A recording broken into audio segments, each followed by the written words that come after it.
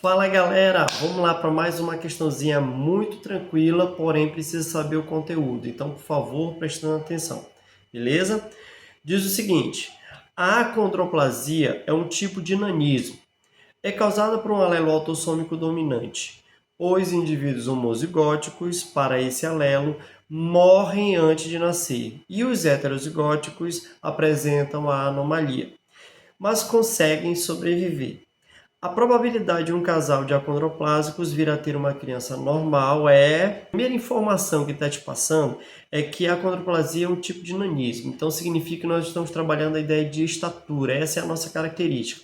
Então você tem dois fenótipos possíveis. Ou é acondroplásico, ou seja, anão, ou a pessoa ela é normal. Beleza. Lembra também, segundo ponto, que a acondroplasia, o nanismo, ele é dominante. Então, por outro lado, o normal vai ser recessivo. Tranquilo.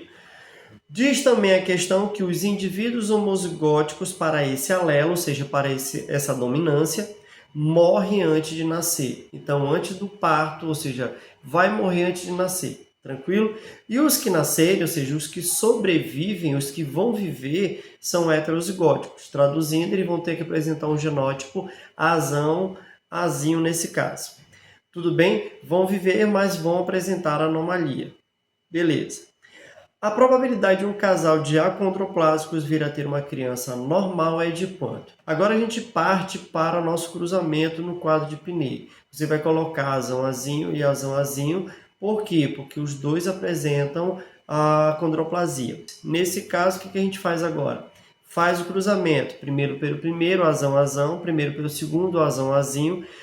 Depois, segundo pelo primeiro, azinho, azão, que vai dar azão, azinho. E o terceiro, e depois, né, no caso, azinho, azinho, que vai dar o recessivo. Então, você tem agora, no nosso plano, a observação de que tem 4 possibilidades, sendo que azão, azão é o homozigoto dominante. Azão, azinho, nós temos 2 que são heterozigotos e também são dominantes. E por último, nós temos o azinho, azinho, que no caso vai ser o único recessivo. Então, levando em consideração agora, aí analisando as respostas, o que nós temos? Nós temos nesse cruzamento 4 situações onde 2 se repetem, os heterozigotos.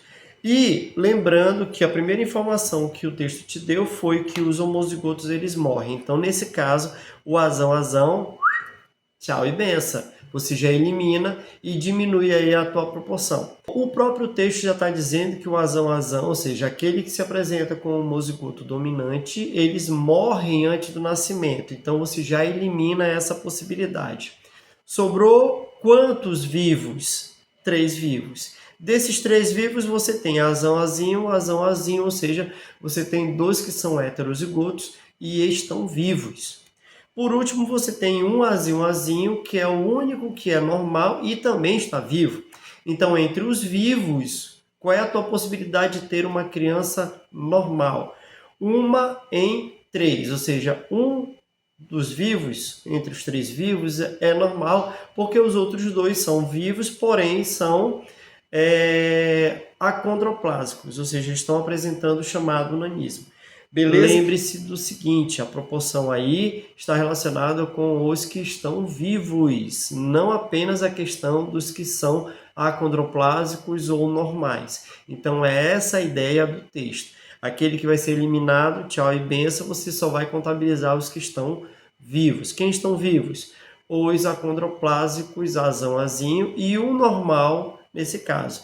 Como o texto está pedindo uma criança normal, então nesse caso eu quero uma criança que seja azinho, azinho, viva e normal.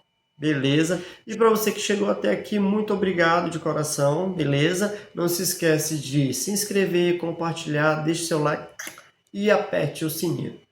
Beijão para você, abraço de coração.